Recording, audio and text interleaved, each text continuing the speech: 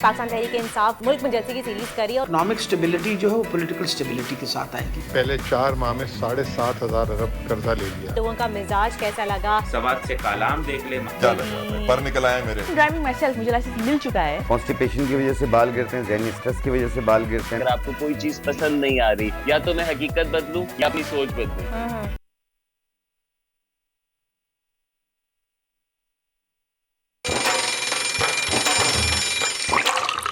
आजकल जिंदगी ही सुबह आउट ऑफ कंट्रोल है दुनिया बहुत।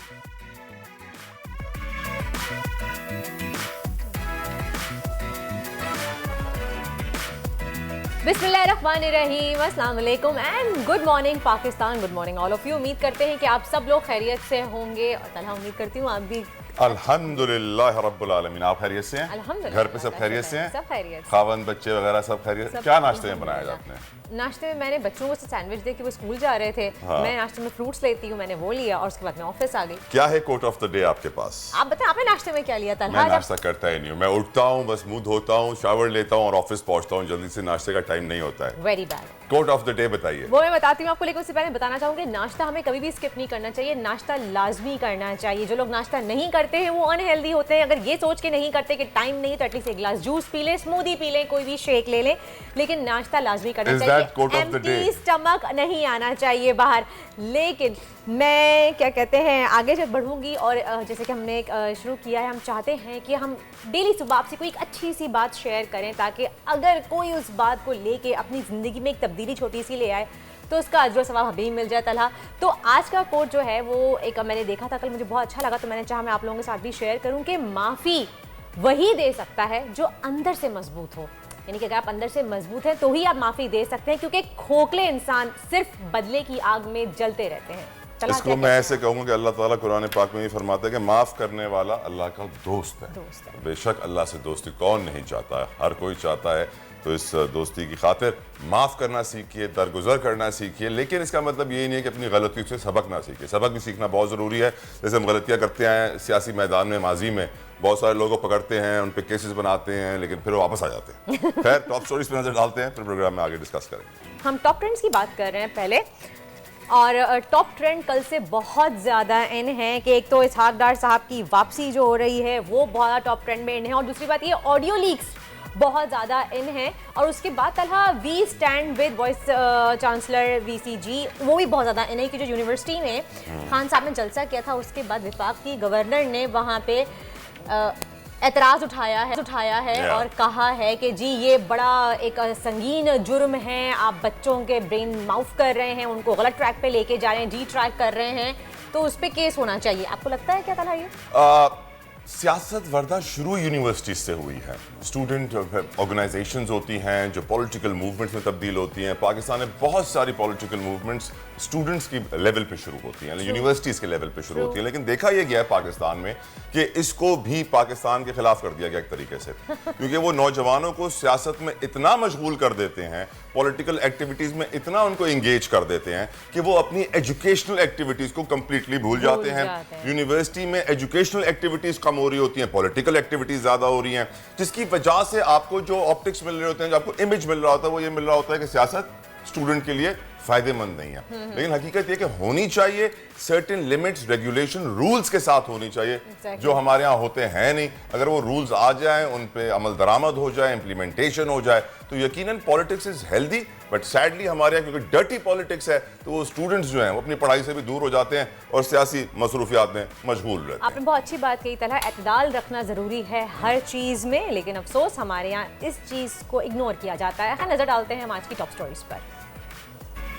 इसहाक डार की बतौर वजीर खजाना वापसी, क्या हुकूमत और मईशत को फायदा पहुंचेगा या नहीं? लोगों में बेचैनी बढ़ने लगी। बैरूनी कर्जे और बढ़ती महंगाई का शिकार अवाम ने हुकूमत से फौरी एक्शन का मुतालिबा कर दिया। खबरों और कफन दफन का बढ़ता कारोबार, गाड़ियों के बाद मार्केट में खबरों का शोरूम, जिसे देखकर इबरत हासिल करना थी, उसी मुकाम को आसाइशों से भरपूर कर दिया।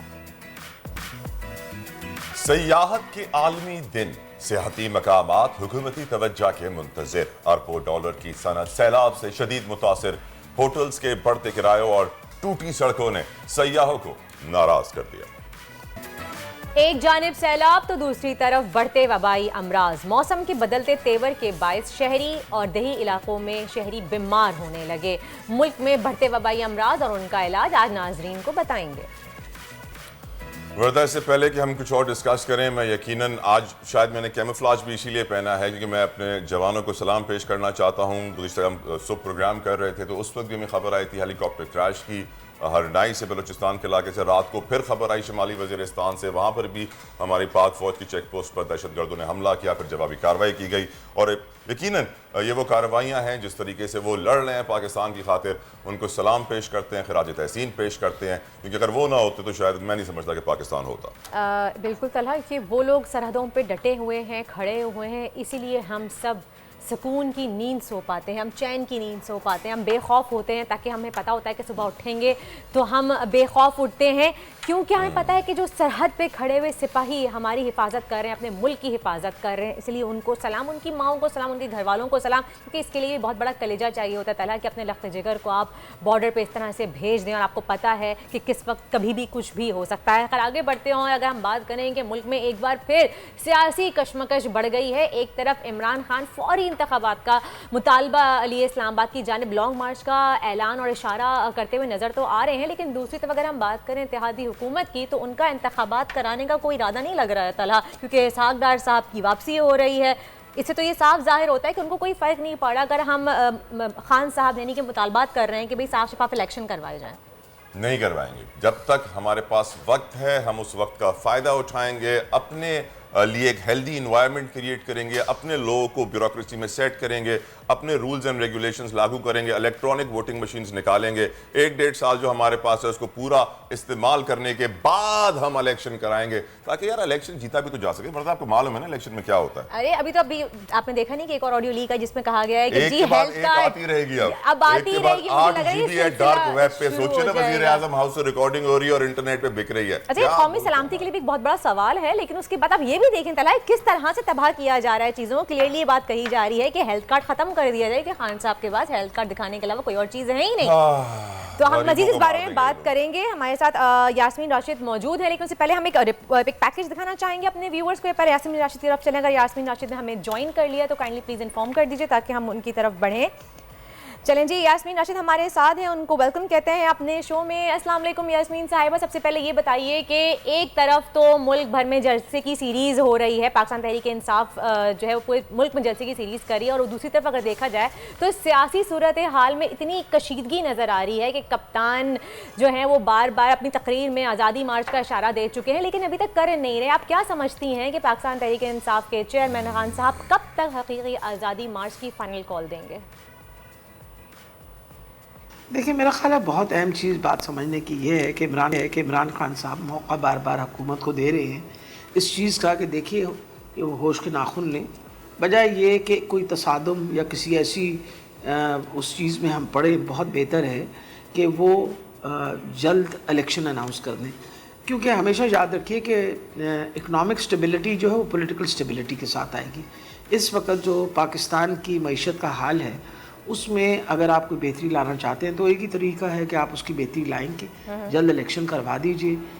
जो हुकूमत मैंडेट लेके आती है फिर उसको हम उसके साथ जो उसकी अपनी पॉलिसी होगी वो चलाती रही। अब मकसद ये है कि इस वक्त तो जो ये हुकूमत बैठी हुई है, जो ये इम्पोर्टेड हुकूमत बैठी हुई है, उसके पास मैंडेट नहीं है लोगों का। वरना तो आप देखिए ना, अगर उनके पास 72 सीटें थी या 74 सीटें थी तो जो पार्टी है जिसके पास 152 सीटें वो बाहर बैठे हुए। अच्छा, अब मकसद ये है कि इन सारी चीज़ों को मद्देनज़र रखते हुए they do not carry a mandate from the people of Pakistan. अगर वो नहीं कैरी करते तो बहुत बेहतर है कि जल्द से जल्द इलेक्शन करवा लें और बात को ख़त्म करें। इसलिए उम्मीद रखते हैं कि इंशाल्लाह वो भी शायद ये समझ अब उनको समझ आ जानी चाहिए। इमरान खान ने तैयारी पूरी कर रखी है। यास्मीन साहिबा, एक तो ऑडियो लीक्स का सिलसिला बहुत ज़्यादा चल रहा है कि मास्टरमाइंड मरियम नवाज आजकल खुद उसका शिकार हो गई हैं, उनकी काफ़ी ऑडियो लीक्स हो रही हैं, लेकिन ये एक बहुत बड़ा सवाल है कि क्या हुकूमती सतह पर इस तरह की जिस ऑडियो लीक्स हो रही हैं क्या उससे हमारे मुल्क को कितना ख़तरा है सलामती को? क्योंकि वज़ीर आज़म हाउस से ऑडियो लीक होना ये बहुत बड़ी बात है, इस बात पर क्या कहेंगी आप? बहुत ही शर्म की बात है कि इस वक्त पाकिस्तान का जो हाईएस्ट ऑफिस है, प्राइम मिनिस्टर्स ऑफिस, उसके हालात इस तरह के सिक्योरिटी के हों कि एक सिक्योरिटी ब्रीच हो और वहाँ की ऑडियो लीक्स हों, और ऑडियो लीक्स होने के बाद ये बातें सामने आएँ। और देखें, यहाँ बड़े हसास मीटिंग्स होती हैं, और मुझे तो बड़ा अफसोस है जो इंटेलिजेंस आईबी जो हैं उन्होंने क्या किया, ये कैसे हुआ। और फिर जहाँ तक मरियम बेगम की वो है ऑडियो लीक, वो तो देखिए ना, उसने अपने आप को, हम तो पहले ही कहते थे उसने अपने आप को प्रॉपर्ली एक्सपोज कर दिया। हम तो ये कहते थे कि वो एक तो मुनाफकत करती हैं, गलत बयानी करती हैं, सही लोगों के सामने अपना मौक़िफ़ नहीं पेश करती। एक तरफ आप कह रही हैं कि अंकल हम कीमतें बढ़ाएं पेट्रोल की, और दूसरी तरफ बाहर लोगों को आके कहें कि जी मैं तो उसके ऊपर बहुत तनकीद करती हूँ और पेट्रोल की कीमत नहीं बढ़नी चाहिए, और ये सारे गलत पॉलिसीज़ जो हैं और हमारे सर पे डाले चले जाते हैं। इस वक्त आपको पता है कि तेल की कीमत जो है दुनिया में कम हो गई है। जो कम हुई है कीमत, why is it not being reflected? क्यों नहीं पाकिस्तान के लोगों के ऊपर जो पेट्रोल की कीमत में कमी आई है वो क्यों नहीं रिफ्लेक्ट हो रही? इस वजह से कि इनकी गलत पॉलिसियाँ हैं।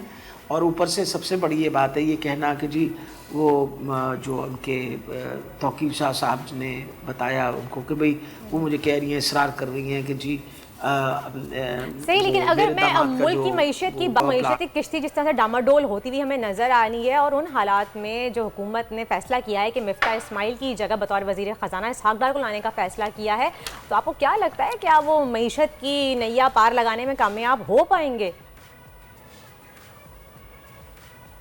बहुत ही दुख होता है और बहुत अफसोस होता है कि एक मफरूर जो हैं वो वापस तशरीफ़ ला रहे हैं ताकि पाकिस्तान की मईशत की कश्ती जो उसको सीधा चलाएं। वो अल्लाह का खौफ करें, इनको ज़रा एहसास नहीं है कि वो बंदा है जिसने पाकिस्तान की मईशत को डबोया।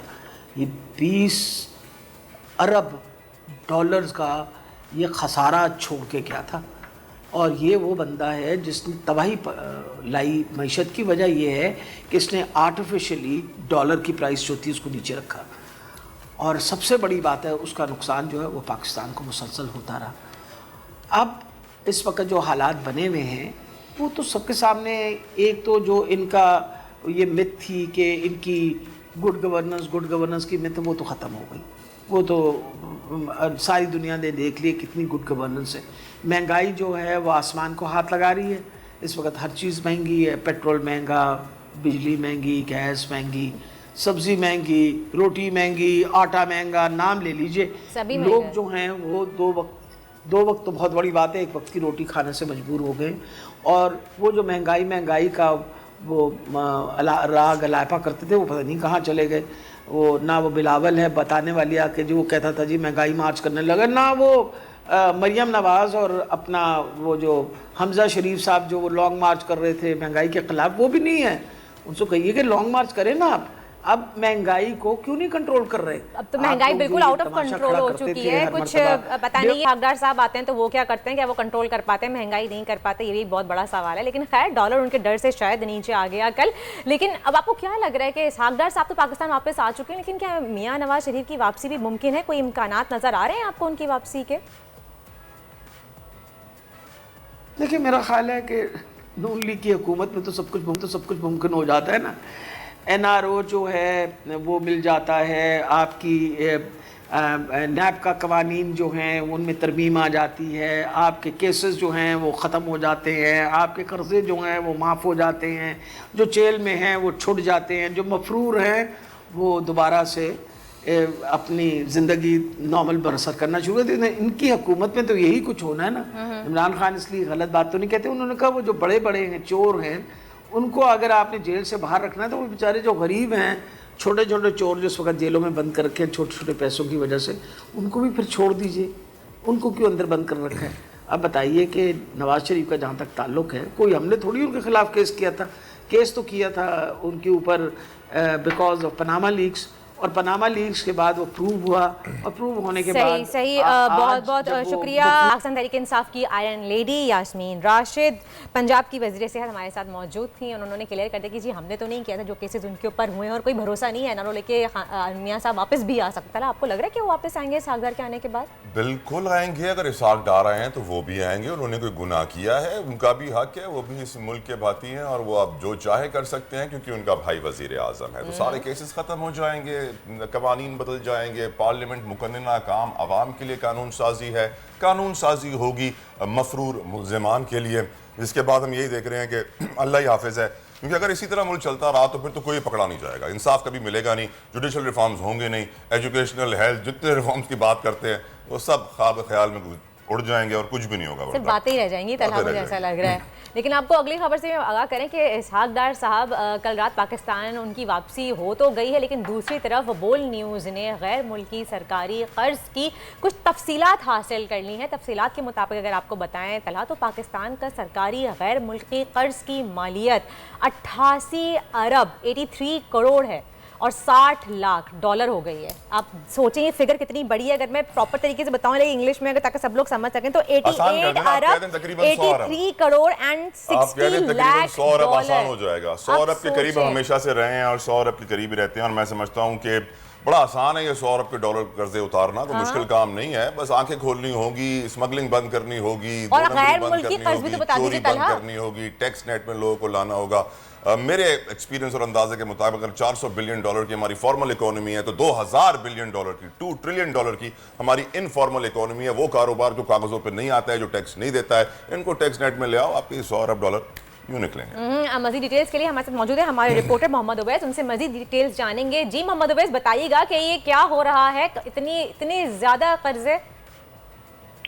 अच्छा, ये जो पाकिस्तान के टोटल कर्जे हैं वो तकरीबन 130 अरब डॉलर के हैं, जिसमें सूद भी शामिल है। लेकिन जो 88 बिलियन डॉलर जो कर्ज है उसमें जो है वो कर्ज शामिल है जो वफाकी हुकूमत ने बराह रास्त मुख्तलिफ इदारों या मुल्कों से लिया है। तो इसमें जो गैर मुल्की कर्ज जो मल्टीलेटरल इदारों से लिया गया है वो तकरीबन 24 अरब से ज़ायद बनता है। इस तरह जो बाईलेटरल इदारों से कर्ज दिया गया वो 20 अरब है। और इस 20 अरब में सबसे ज़्यादा अगर किसी मुल्क ने फंड किया है तो वो चीन है, चीन ने दिया है। इस तरफ इसके साथ IMF से 6 अरब डॉलर कर्ज लिया गया है। इस तरह चीन से सेफ डिपॉजिट की मद में 4 अरब डॉलर का कर्ज लिया गया है। इस तरह सऊदीया फंड फॉर डेवलपमेंट से 3 अरब डॉलर का कर्ज लिया गया है और international Islamic trade finance corporation से 1 अरब डॉलर का कर्ज लिया गया है। तो ये उस कर्ज हर पाकिस्तानी पे अब कितना कर्जा हो गया है भाई, ये तो बताइए। जी आप आवाज आप सही नहीं आ रही। हर पाकिस्तानी पे अब कितना कर्जा हो गया है? हर पाकिस्तानी पे तो कर्ज जो है वो बढ़ते ही जा रहा है। अगर पैदा होता है तो उसके साथ पहले अगर 1.5 लाख रुपए कर्ज था तो अब वो डबल हो गया है उसमें इजाफा। ये पाकिस्तान तोहफा मिल रहा है मेरे ख्याल से कि आपके पास पाकिस्तानी पासपोर्ट है, पाकिस्तानी है, तो ये तोहफा तो आपको मिलेगा ही मिलेगा खुद से। खैर आगे बढ़ते हैं। Thank you so much Mohammad Uwais हमारे साथ मौजूद है, हमें अपडेट की उन्होंने। आगे बढ़ते हैं और चलते हैं माहिर मईशियात की तरफ। मुजम्मिल असलम हमारे साथ मौजूद हैं, उनसे बात करेंगे और जानेंगे कि सर इसहाक डार साहब की वापसी ने ये बात तो क्लियर कर दी है कि खान साहब का फौरी इलेक्शन का मुतालबा अब सिर्फ मुतालबा ही रह जाएगा क्योंकि हुकूमत इलेक्शन करवाने के मूड में नहीं आ रही है। आप बताएं आपको क्या लग रहा है इसहाक डार की वापसी को कैसे देख रहे हैं आप? पाकिस्तान का इस वक्त मजमूई कर्जा जो है तारीख की बुलंद तरीन सतह था जुलाई 2020 में जो है 50,000 अरब रुपये तजावुज़ कर चुका हुआ है और ये 1999 में सिर्फ 1,500 अरब था।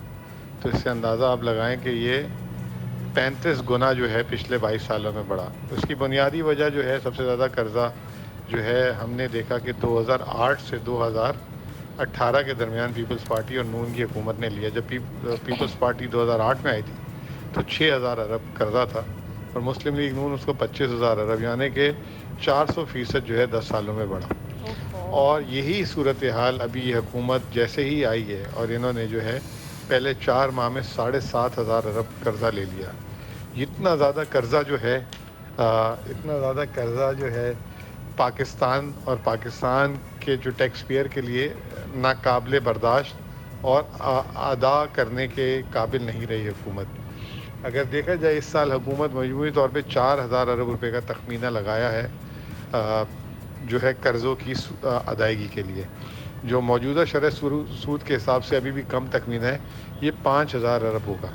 याद रखें कि हुकूमत पूरे साल में जो टैक्स का हदफ है 7,500 अरब है।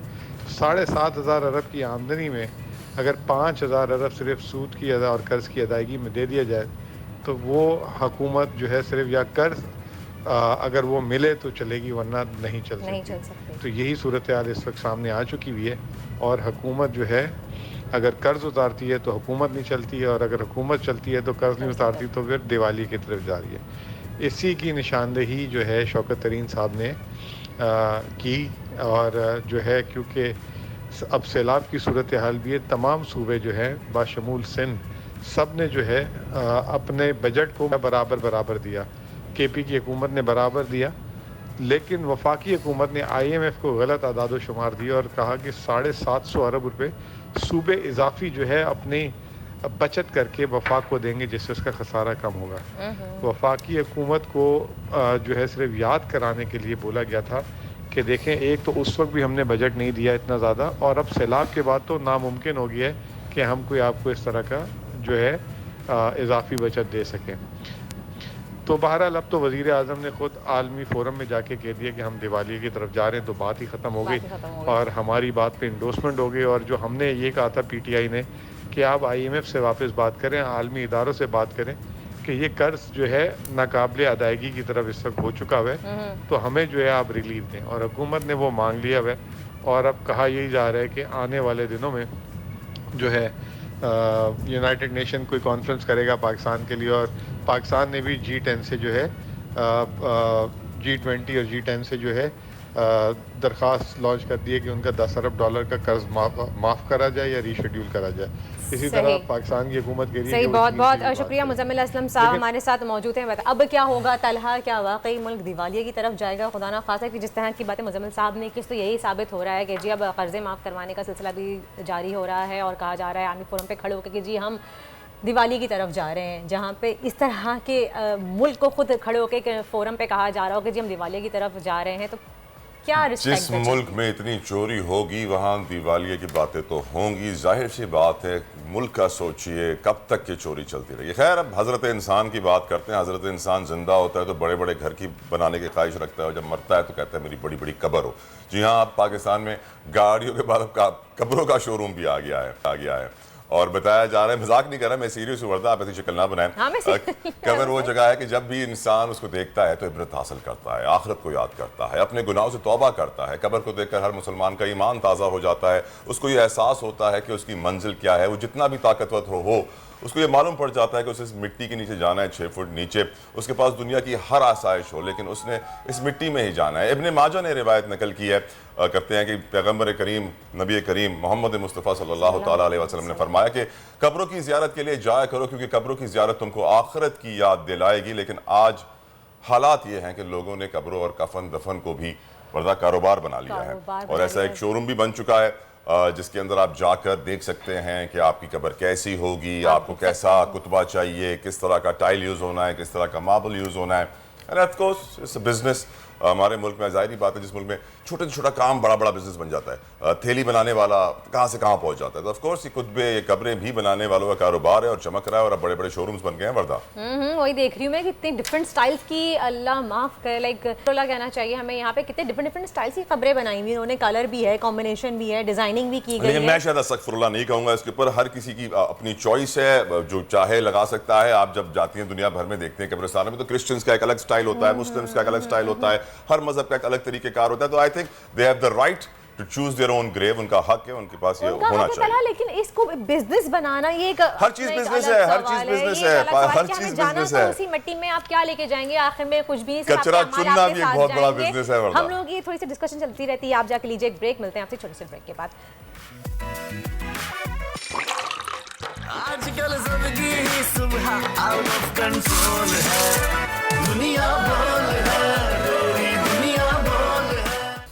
Welcome back after the break. आप देख रहे हैं दुनिया बोल है। तलाश डेट क्या है?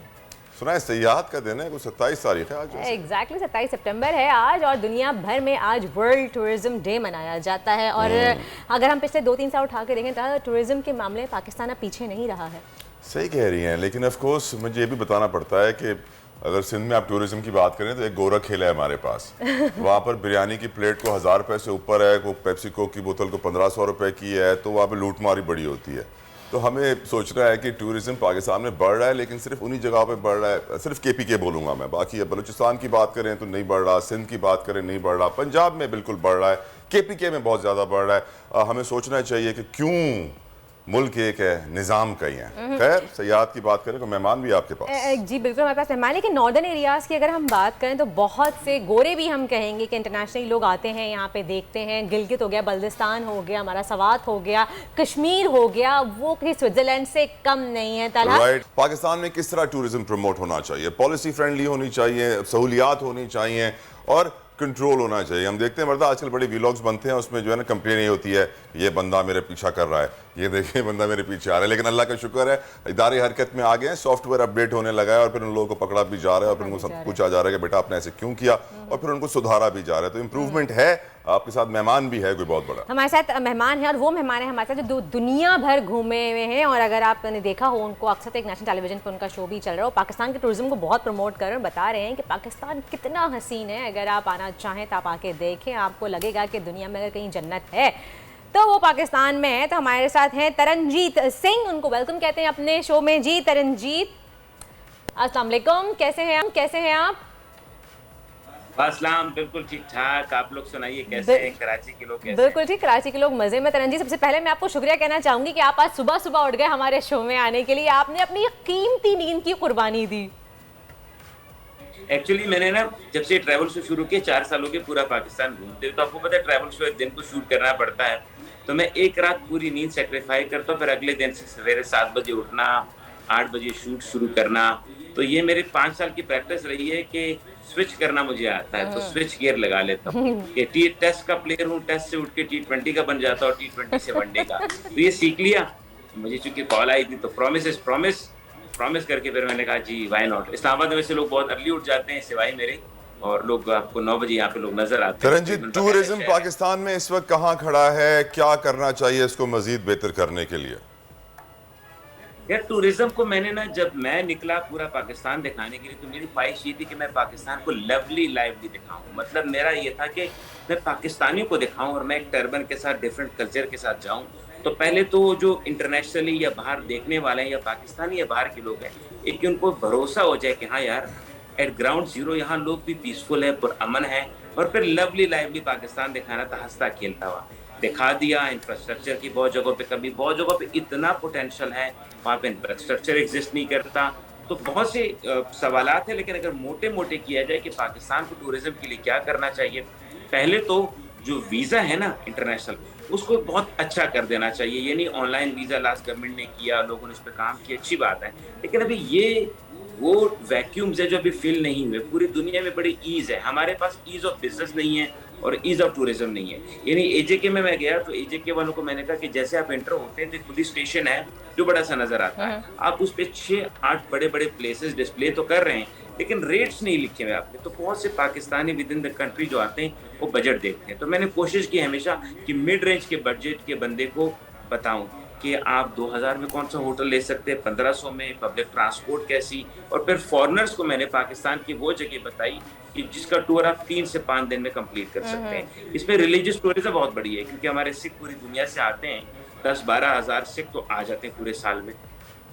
तो रिलीजियस टूरिज्म तो वो करते थे गुरुद्वारा तक, उनको मैं लेके गया माउंट पहाड़ों को दिखाने के लिए, और अब वो यहाँ पे जहाँ पहले आते थे 4 दिन के लिए, अब वो आते हैं 10 दिन के लिए।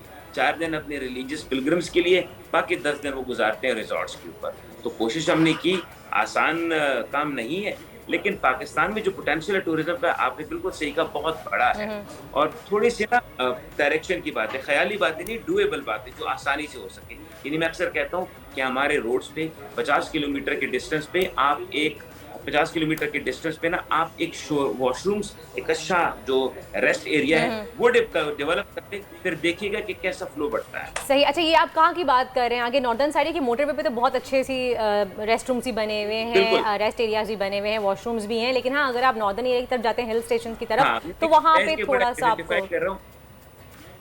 मैंने जब पहली बार सवात की तरफ गया तो तब तो मोटर नहीं था, तो इस्लामाबाद से 4-5 घंटे लगे। तो मैंने देखा बहुत से फैमिलीज पूछती थी मुझसे, जो मुझे एक फीडबैक आता है ना मेरे पेजेस पे, लोग रेस्ट रूम्स का पूछते हैं। प्लस अगर आप कश्मीर इंटर हो जाए और आप नीलम वैली तक जाएं तो जीटी रोड के ऊपर खूबसूरत पॉइंट्स है, छोटे बड़े ढाबे हैं, और आई गेस उस तरह के वॉशरूम और रेस्ट रूम नहीं है जिस तरह की फैमिलीज चाहती हैं ये छोटे एरियाज। और सिक्योरिटी बहुत अच्छी है। मैं एक चीज मेंशन करना चाहूंगा जो खुद ब खुद हो चुकी है, कुदरत ने कर की दी है। जिन इलाकों की हम बात कर रहे हैं ना, गिलगित बल्तिस्तान, नीलम वैली, केपीके, ये जो हजारा बेल्ट है, ये जो गलियात हैं, मरी नथिया गली, जिंदा गली, गुरबंदी, आप ये तो कह सकते हैं कि किसी ने आपको 1000 रुपए की ऑमलेट बेचा, कुछ ये क्लेम तो कर सकते हैं। पर जो सबसे बड़ी बात अच्छी है ना, यहाँ आपको ये नहीं कहता कि किसी ने लूट लिया, किसी ने किसी को से बैग छीन लिया, किसी के साथ जबरदस्ती। अच्छा, ये जो बदतमीजी के वाकयात भी आते हैं ना, ये शहरों में आ जाते हैं। यानी मान ले कराची की सीवी को बंदा किसी के पीछे पड़ जाता है लाहौर की लिबर्टी पे, इन इलाकों में लोग नहीं करते। इन इलाकों में लोगों को रोजगार मिल रहा है। बिल्कुल सही कहते हैं रंजीत। अगर आप ये हिल स्टेशन में जाएं, कश्मीर चले जाएं, नीलम वैली चले जाएं, जागरान की तरफ चले जाएं, तो वहाँ पे, या फिर आप सवाल की तरफ जाएं, वहाँ पे इस तरह के वाकयात नहीं होते, बल्कि वो तो उल्टा आपको और वेलकम कहते हैं और आपको इतना कंफर्ट जोन प्रोवाइड करते हैं। बहुत इस तरीके से एक कहते हैं ना, हमारी मेहमान नवाजी बहुत अच्छी है वहाँ की। लेकिन तरनजीत, आप मुझे बताइए कि आपको सबसे अच्छी जगह कौन सी लगी, लोगों का मिजाज कैसा लगा, सबसे अच्छा आपको पर्सनली क्या लगा, कौन सा एरिया लगा? सबसे ज्यादा मैंने बलूचिस्तान एक्सप्लोर किया, क्योंकि हमारे लिए दूर है ना, इस्लामाबाद से जा रहे, मैं लाहौर में रहता था, इस्लामाबाद में रहता हूँ। सब ज्यादा बलूचिस्तान किया, फिर मैंने कश्मीर किया। मतलब मैं इसको 3 तरीके से कहूँगा। अगर मेरे पास, मैं फ्लैटर बेल्ट में जाना चाहता हूँ, मेरी छोटी गाड़ी है, कार है मेरे पास, और मैं उस पर ट्रिप करना चाहता हूँ, तो मैं कश्मीर, नीलम वैली तक जाऊँगा और तकरीबन 3 दिन का ट्रिप बनेगा। अगर मैं किसी फैमिली को लेके जाना चाहता हूँ, किसी को सजेस्ट करने के लिए।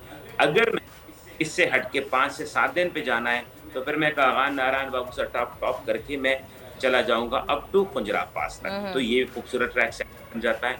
अगर मेरे पास सिर्फ 2 दिन हो और मेरे पास नॉर्मल गाड़ी हो, तो मैं पकड़ूंगा इस्लामाबाद से सवात से कालाम देख ले, मालम जब्बा देख ले, अथरोट वैली देख ले। ये 2-2.5 दिन का काम है। तो मैं इसको डिफरेंट नज़र से देखता हूँ। अगर मैं साउथ पंजाब या सिंध से आने वालों की बात करूँ, जो 2 दिन यहाँ तक पहुँचने में, इस्लामाबाद तक पहुँचने में दिन लगाते हैं, तो उनके लिए साउथ पंजाब में एक्टिविटीज़ हैं, लेकिन वो बहुत छोटी रह गई है। जो बड़ी खूबसूरत जगह है बलूचिस्तान में, अगर उसके इर्द गिर्द आप टेम्परेचर डिफरेंस फील करना चाहते हैं जून जुलाई में, कि आप 26-28 टेम्परेचर में रहे, तो जो बहुत खूबसूरत जगह है ज़ियारत। टेम्परेचर डिफरेंस को अगर आपने एंजॉय करना है, लेकिन ओवरऑल करना है, फिर आपको नॉर्थ की तरफ आना पड़ेगा। नॉर्थ में आपका केपी आता है, जीबी आता है और पंजाब आता है। और नॉर्थ में ना, बिलीव मी, बड़ी खूबसूरती है। पीपल विल नेवर डिस्क्रिमिनेट कि आप कराची से आए हैं या इनके इन इलाकों के। स्पेशली गिलगित बल्तिस्तान का बंदा अगर आपको 400 रुपए अखरोट बेच रहा है ना, तो वो लोकल को भी बेचेगा और आपको भी बेचेगा। और गिलगित बल्तिस्तान की तो खूबी है कि छोटे बड़े सारे इलाके जो है ना, उनमें फिक्स रेट है होटल के। अगर पीक सीजन में आएंगे तब भी उन्होंने 2800 लेना है, जो 2800 का होटल है, 2 स्टार होटल। और अगर ऑफ सीजन आएंगे तब भी लेना है। अब पीक सीजन में वो रेट नहीं बढ़ाएंगे कि आपको 6000 में देखिए, जगह नहीं है। अच्छा, इसी तरीके से उन लोगों में है हुंजा, उसके इर्द गिर्द जितने वैलीज हैं, आप हंडर वैली चले जाए, नलथर वैली चले जाए, जो गेस्ट हाउसेस बने हैं, वो आपको पीक फैक्टर नहीं बढ़ाते कि आप दिन को चले गए तो कहेंगे जी होटल बुक है नहीं, शाम को लोग ज्यादा हो जाएंगे तो ज्यादा पैसे लेंगे। आप उसी वक्त गए, उन्हें नॉर्मल चार्जेस देने हैं। तो ये कुछ इलाकों के एग्जाम्पल हमें दूसरी जगह रेप्लिकेट करना चाहिए। यानी ये जो कागान नारायण है, हमारे बिल्कुल करीब पड़ता है, यहाँ पे अक्सर आप सीजन में जाते हैं, दिन को होटल नहीं देते, रात को रेट बढ़ा के जो 5000 वाला रूम होता है करते हैं। लेकिन ये गिलगित बल्तिस्तान वाले नहीं करते। तरनजीत, मेरा सवाल है, यकीनन गिलगित बल्तिस्तान का ना वजीर आजम अलग होता है, जिसकी वजह से वो तरक्की कर गए। वहाँ के जो रूल्स एंड रेगुलेशन और पॉलिसीज़ हैं, उनके ऊपर प्रॉपर इम्प्लीमेंटेशन होती है। मेहदी शाह साहब हमें मिलते रहते हैं, बड़े प्यारे इंसान हैं, अल्लाह उनको लंबी उम्र दे। ये बताइए तरनजीत, आपने पूरा पाकिस्तान ट्रैवल किया, क्या वजह है कि हमारे मुल्क में टूरिज़म KPK एंड अबव वाले एरिया में, नॉर्थ के एरियाज़ में तो बड़ा परवान चढ़ रहा है? बलूचिस्तान में आप देखो, बड़ा मुश्किल है लोगों के लिए ट्रैवल करना। सिंध में आप, आई डोंट नो आप गोरख हिल गए हो या नहीं गए हो, वहाँ पे हालात आपने देखे हैं, क्या हालात हैं वहाँ पर? दिल रोता नहीं आपका कि यार मुल्क एक ही है, निज़ाम कही है, सिंध कितना बड़ा टूरिस्ट स्पॉट हो सकता है, बलूचिस्तान कितना बड़ा टूरिस्ट स्पॉट हो सकता है, लेकिन सिर्फ अरबाब इक़्तिदार की मैं कहूँगा नाअहली है ये कि वो इन जगहों को डेवलप नहीं कर सके। अच्छा, गलती क्या कर रहे हैं? मैं गलती को आइडेंटिफाई करना, डेवलप करते हैं, लेकिन गलत करते हैं एक इंडिपेंडेंट ऑब्जर्वर के तौर पर। मैं गया, मैंने देखा कि जी अच्छा जी, मैं थर चोलिस्तान देखूँ, वहाँ पे थर पार कर, नगर पार कर, इनमें सरकारी रिजॉर्ट बना लेते हैं। सरकारी रिजॉर्ट पहले 5 साल तो बहुत अच्छे चलते हैं, उसके बाद 5वें साल के बाद ना उनके रहने के, ना मैट्रेसेस, ना फर्नीचर के कोई हालात नहीं रहते। 80% लोग तो फ्री रहते हैं, वो बेसिक रेंट भी पे नहीं करते। तो गलती क्या करते हैं, जहाँ जहाँ आपने सिंध में झीलें देखी ना, या पंजाब में कभी की झील है, उछाली झील है, जिनके पास साइबेरियन बर्ड्स आते हैं, या सिंध में बड़े खूबसूरत जगह झीलों के पास, वहाँ पे प्राइवेट स्ट्रक्चर को नहीं प्रमोट कर रहे हैं। ना रोड अच्छा आता है, और अगर रोड आ जाए उस जगह पे जहाँ आप जा रहे हैं, तो लोग क्या देखते हैं, मैंने क्या देखा, अगर रिजॉर्ट 6 महीने 8 महीने के अंदर बना है तो मैं रहूंगा, नहीं तो रहने के काबिल नहीं होगा। तो जो अरबाब क्या बात कर रहे हैं ना, उनको एक काम करना चाहिए, कोई फर्क नहीं पड़ता, अपने पाकिस्तानी बिजनेसमैनों को दावत दें, 40-50 स्पॉट पिक करें पूरे पाकिस्तान में। मेरा अगला जो सीरीज आने वाला मैं इसी पे करने लगा हूँ, 40 पोटेंशियल स्पॉट पिक करूंगा, उसको हाईलाइट करूंगा और उसमें बताऊंगा कि आप पब्लिक प्राइवेट पार्टनरशिप के थ्रू आएँ, यहाँ पे इंफ्रास्ट्रक्चर को सिर्फ आप इनिशिएट करें, प्राइवेट लोग बनाएंगे, जब प्राइवेट लोग बनाएंगे उसकी देखभाल भी होगी और फिर लोग आएंगे। मसला यहाँ क्या होता है कि जैसे आपने सिंध की बात की, बहुत से खूबसूरत जगहों पे आप चले जाते हैं, लेकिन आपको शाम से पहले एग्जिट करना है क्योंकि रहने की जगह ही नहीं। सही। तो रहने का ना होना ये बड़ा बलूचिस्तान का भी बड़ा मसला है। आप चले जाए, आप निकल जाए ना ये पूरा from Karachi up to Gwadar तक, तो कोस्टल हाईवे के ऊपर आपको कोई जगह नहीं मिलती जहाँ पे आप एटलीस्ट तरनजीत पक्का पेट्रोल पंप नहीं है, सारे ईरानी डीजल वाले स्मगल्ड पेट्रोल मिलता है, पक्का पेट्रोल पंप नहीं आता हब के बाद। तो आप प्राइवेट पार्टनरशिप को इनवाइट करें ना, मैं मानता हूँ रिसोर्सेज नहीं है सरकार के पास, गवर्नमेंट के पास, पर लोग नहीं करते। क्या हमारे रियल स्टेट में जब से प्राइवेट सोसाइटियाँ आई हैं, कोऑपरेटिव सोसाइटियाँ रह गई, और जैसे CDA इस्लामाबाद में है, उनकी कोऑपरेटिव उन्होंने जन्म ली, फिर प्राइवेट सोसाइटी आई, तो लाइफस्टाइल बेहतर हुआ ना। कितनी बड़ी सोसाइटियाँ छोटी बड़ी हैं पूरे पंजाब में, KP में, हर जगह, जिन्होंने घरों की जरूरतों को पूरा किया। ऑफ कोर्स अपना बिजनेस करते हैं, पर एट द सेम टाइम किसी को दे रहे हैं। हम भी चाहते हैं कि कोई होटल वाला होटल खोले, पैसे भी कमाए, कोई फर्क नहीं पड़ता, लेकिन वो चीज ऐसी हो जो सस्टेनेबल हो। अब जो सिंध गवर्नमेंट ने 4-5 साल में गेस्ट हाउसेस बनाए हैं, सिंध में बहुत खूबसूरत बनाए हैं, पर मैं यकीन से कह सकता हूँ कि जिनको मैंने 2019 में टच किया रहा, आज उसकी हालत रहने की खस्ता हालत में होंगे। यही तरनजीत मसला यही है ना कि KPK एंड पंजाब दोनों तरक्की कर रहे हैं, सिंध और बलूचिस्तान को टूरिज्म के मामले पे लात मार के साइड पे कर दिया गया है, हटो यहाँ से। लेकिन जितनी सर मैं एक वर्डिंग बताना चाहता हूँ, जी। मैं या आप फर्नीचर खरीदते हैं ना, किसी भी बिजनेस कमर्शियल भी, तो हमारा फर्नीचर 10 साल के लिए लास्ट करता है, बेड वगैरह 5 साल के लिए, आपकी चीजें कम से कम इंफ्रास्ट्रक्चर, दीवारें जो है ना और छत, ये तो हमारा 50 साल एक्सिस्ट करता है ना, 30 साल या 20 साल। आप सिंध में देखिए, जो सरकारी गेस्ट हाउसेस बनते हैं या होटल बनते हैं, सरकार के अंडर होते हैं, 2 साल में इंफ्रास्ट्रक्चर हिल जाता है, दीवारें खराब हो जाती, वॉशरूम टूट जाते हैं, टॉयलेट टूट जाती, फर्नीचर तो 6 महीने में ही खत्म हो जाता है। तो ये इसका मतलब है कि माले मुफ्त दिले बेरहम वाले हम लोग हैं। सरकारी लोग जाते हैं सिफारिश लड़ा के, फिर वो चादरों से जूते भी साफ करते हैं, केयर कोई नहीं करता।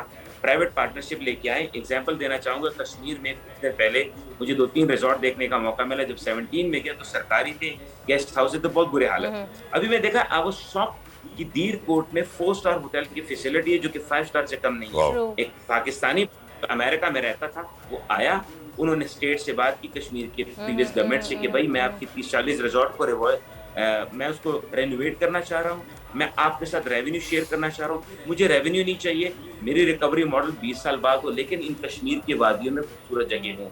तो कश्मीर में, लेकिन कश्मीर में अगर आप आगे की तरफ चले जाएं, अपर नीलम साइड पे, तौबट वगैरह या अपर तौबट की साइड पे, तो वहाँ भी काफी अच्छे रहने के लिए होटल्स वगैरह आपको मिल जाते हैं, खाने पीने के। Thank you so very much. Taranjeet Singh हमारे साथ मौजूद थे, आपने अपना कीमती वक्त हमें दिया, अपनी नींद को कुर्बान किया, दुनिया बोला बने। We are so grateful, thank you so very much. लेकिन तरनजीत थर का जिक्र कर रहे थे, तो थर से मुझे याद आया कि पीपल्स पार्टी की हुकूमत ने थर में 2000 से ऊपर वाटर फिल्टर्स लगाए थे, जो आरओ प्लांट से।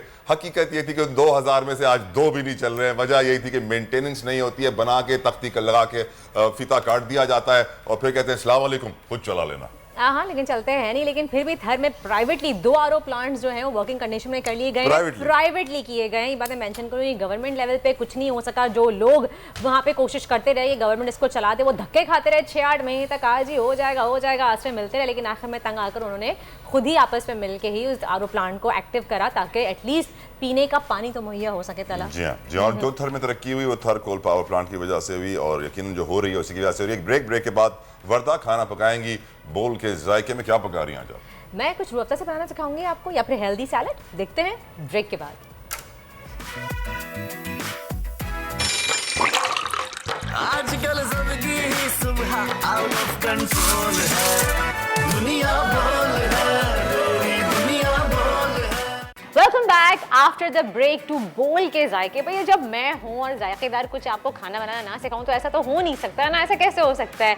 रूह अफ़ज़ा से हम कोशिश करते हैं हमेशा कुछ ना कुछ अलग सी रेसिपी बनाना सिखाएं आपको। तो आज हम जो रेसिपी लेके आए हैं वो इतनी स्पेशल है कि अक्सर सुबह सुबह हम लोग बहुत लेट हो रहे होते हैं और हम बगैर नाश्ते के चले जाते हैं। और ये बात हमें पता है कि नाश्ता स्किप करना कितना हार्मफुल होता है हमारे लिए, लेकिन हम ये बात समझते नहीं है, अंडरस्टैंड नहीं करते और हमारी एक हैबिट बन गई है कि भाई सुबह सुबह नाश्ता नहीं करना, एम्प्टी स्टमक जाना है और टाइम भी नहीं होता कि हम कुछ बना सकें। तो एक हेल्दी ड्रिंक आपको बताने जा रही हूँ जो बस 2 मिनट में आप बना सकते हैं अपने किचन में खड़े होकर रूह अफ़ज़ा से, और ये दिन भर आपकी बॉडी में आपको एनर्जेटिक भी रखेगा और आपको एनर्जी भी प्रोवाइड करेगा जो हमें ज़रूरत होती है मॉर्निंग में एक ब्रेकफास्ट प्रॉपर मील की। एक तरीके से आपको समझेंगे प्रॉपर ब्रेकफास्ट मील है। अब ये रेसिपी क्या है जो 2 मिनट में बन सकती है, आइए आपके साथ मिलकर बनाते हैं।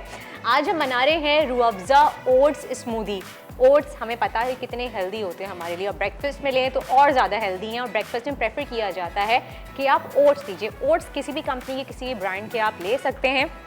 साथ साथ रेसिपी भी स्टार्ट करते हैं। इसके इंग्रेडिएंट्स के लिए हमें चाहिए, मैंने यहाँ पे लिए हैं ओट्स, उसको मैंने रोस्ट करके बिल्कुल पाउडर्ड फॉर्म में ग्राइंड कर लिया है। ऐसे मार्केट में भी अवेलेबल है और अगर नहीं है तो आप कभी भी दिन में जब भी आपके पास टाइम हो आपने ओट्स लेने हैं, नॉर्मल नॉन स्टिक पैन लेना है, उसमें उसको जस्ट रोस्ट कीजिए जस्ट फॉर फ्यू सेकेंड्स।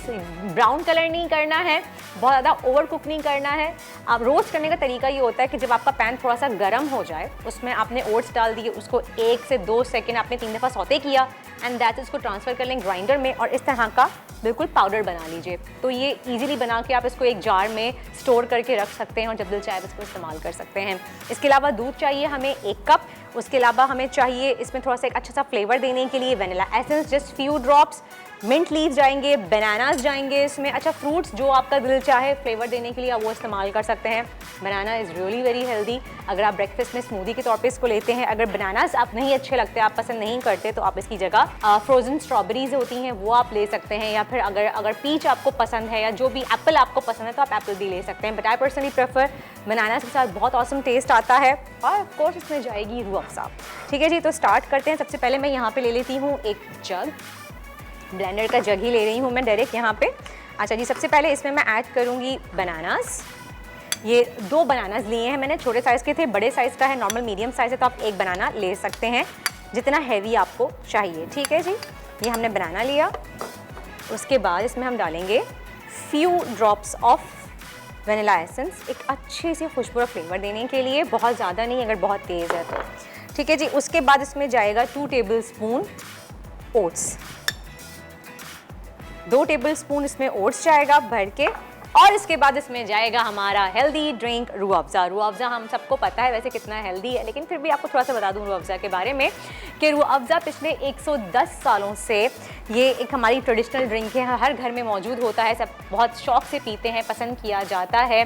और ये खालिस सब्जियों और फलों के अर्क़ियात से तैयार किया जाता है जिसमें शामिल है क्यूकम्बर है, ऑरेंज है, अनार है और इसमें मिंट लीव्स हैं जो आपको एक रिफ्रेशिंग और ठंडक का एहसास देते हैं। प्लस इसके अलावा इसमें रोज़ पेटल के लीव्स हैं, उसका अर्क है जो असली ताज़ा गुलाब की पत्तियां होती हैं, वो भी हम जानते हैं कि हमारे लिए कितना अच्छा होता है, हमारी बॉडी को एक ठंडक प्रोवाइड करता है। तो जब भी अगर आप चाहते हैं कि आपकी बॉडी एनर्जेटिक हो, आप कहीं बाहर से आते हैं, थके हारे आते हैं, आप बहुत लो फील करते हैं और एक हेल्दी ड्रिंक चाहते हैं तो Rooh Afza is always the best choice. आप इसको स्मूदी बना के ले सकते हैं, आप इससे कोई मिल्क शेक बना सकते हैं और एक हमारा जो सबसे अच्छा देसी तरीका होता है आप सिर्फ ठंडे पानी में बेसिल सीड्स के साथ आप ले सकते हैं क्योंकि इसमें ऑलरेडी तमाम हेल्दी इंग्रेडिएंट्स मौजूद हैं कि हमें इसमें कोई एक्स्ट्रा इंग्रेडिएंट ऐड करने की ज़रूरत ही नहीं है। हाँ, अगर फ्लेवर चेंज करना चाहते हैं तो हमारी रेसिपीज़ को आप फॉलो कर सकते हैं।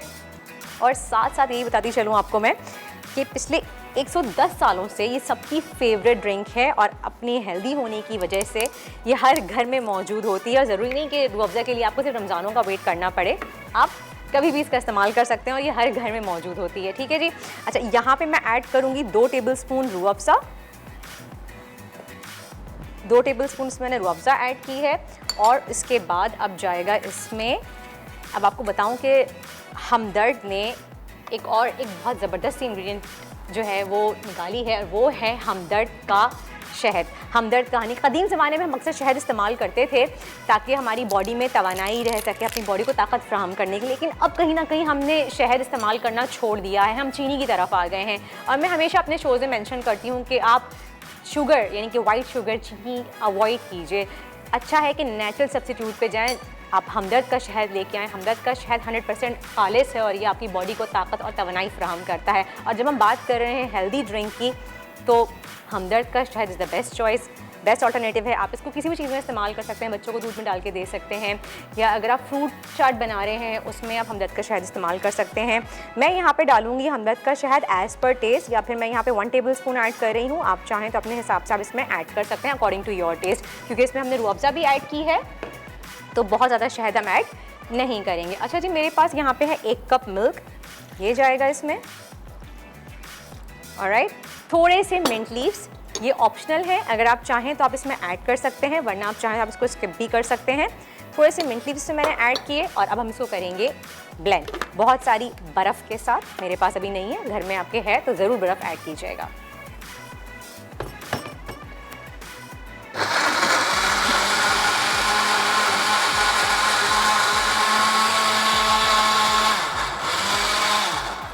एंड दैट्स इट, हमारी मज़ेदार सी Rooh Afza oats smoothie ready है। एक हम ग्लास ले लेंगे और उसमें इसको पोर करेंगे एंड ये देखिए, देयर यू गो, यमी और मज़ेदार सी ओट्स स्मूदी। क्या खुशबू आ रही है, और ये बहुत ही यमी और बहुत ही मज़े की है। अच्छा, आप इसको चाहें तो आप इसको थोड़ा सा आप ड्रिज़ल कर सकते हैं रूह अफ़ज़ा, लेकिन मैंने ऑलरेडी इसमें ऐड किया हुआ है तो मैं ऊपर से एक्स्ट्रा टॉपिंग नहीं कर रही हूँ रूह अफ़ज़ा की। इफ़ यू लाइक आप कर सकते हैं। और ये देखिए, आपका मज़ेदार सा मॉर्निंग मील एक रेडी हो चुका है और हमारा एक मॉर्निंग मील तैयार हो चुका है। अब जब हम सब कुछ हेल्दी सा बना रहे हैं तो हम क्यों ना एक हेल्दी सैलड भी बनाना सिखाएं आपको। हम बना रहे हैं चिकन सैलड, और चिकन सैलड आप अपनी मर्ज़ी की कोई सी बना सकते हैं, लेकिन हाँ, उसकी ड्रेसिंग जिस तरह से हम तैयार कर रहे हैं वो आप नोट डाउन कर लीजिए, वो बहुत इंपॉर्टेंट है। ये सामान मैं थोड़ा सा यहाँ पे साइड पे रख देती हूँ, और ड्रेसिंग के लिए हम क्या क्या चीज़ें इसमें इस्तेमाल कर रहे हैं ये भी आपको बता देती हूँ। अच्छा, सबसे पहले मेरे पास है यहाँ पे चिकन।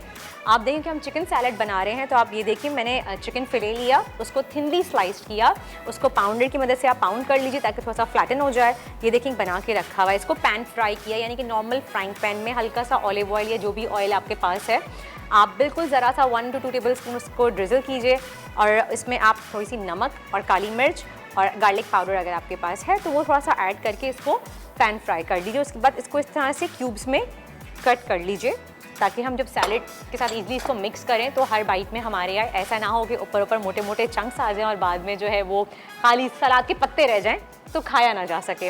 अच्छा जी, तो इसके लिए सबसे पहले आपको चाहिए 1/3 cup extra virgin olive oil. Dressing बनाने जा रही हूँ मैं, ध्यान रखिएगा, मैं डाल रही हूँ यहाँ पे 1/3 cup extra virgin olive oil, not normal, extra virgin olive oil. सही है, ये यहाँ पे गया, बल्कि मैं यही बोल यूज़ कर लेती हूँ।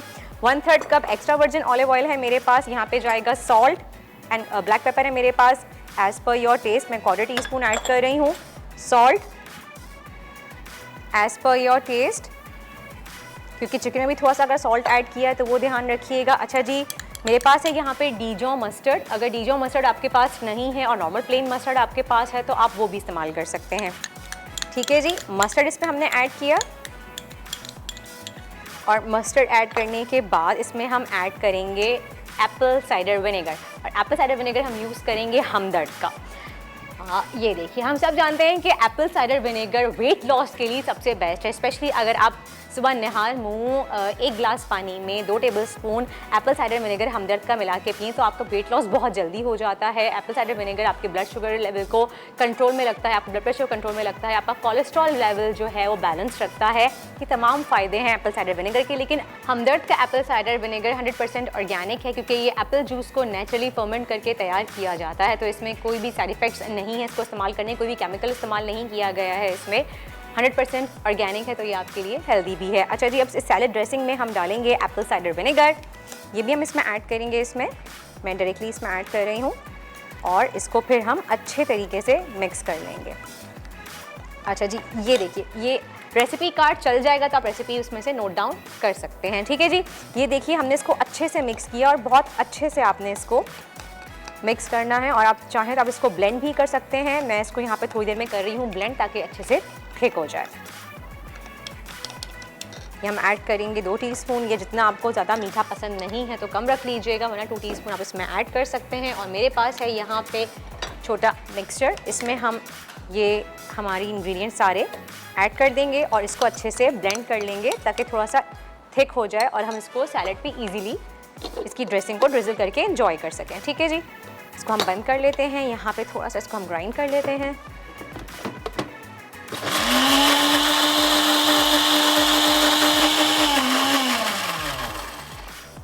ये देखें, और ये हमारी सैलड ड्रेसिंग रेडी हो चुकी है। इसको मैं एक बोल में पोर कर लेती हूँ। ये देखें आप, यम्मी मज़ेदार सी। अच्छा, इसको आप एयर टाइट कंटेनर में बंद करके फ्रिज में भी रख सकते हैं up to 1 week.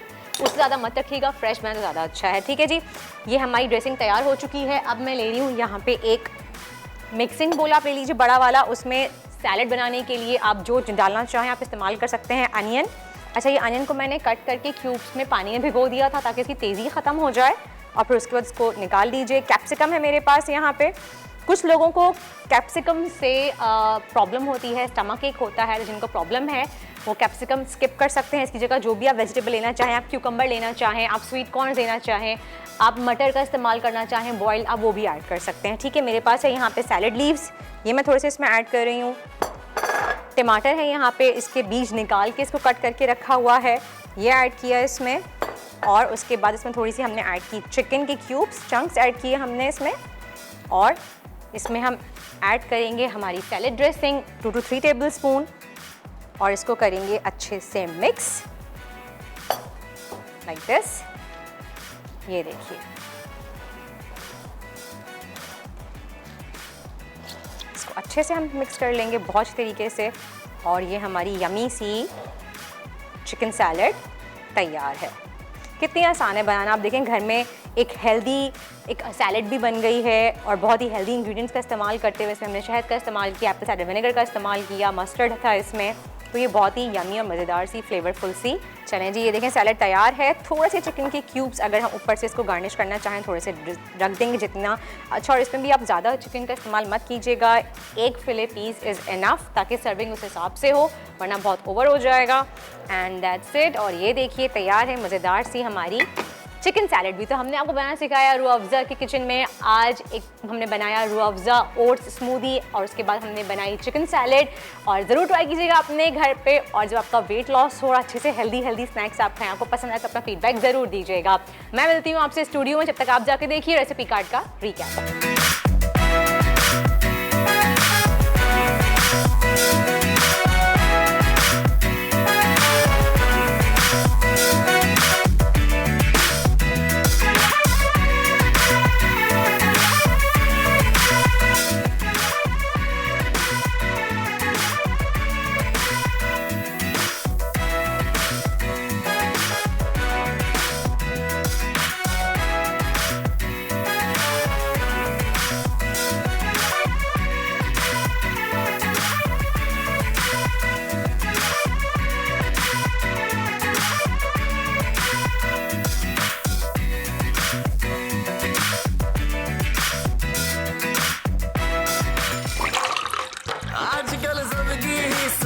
Out of control है,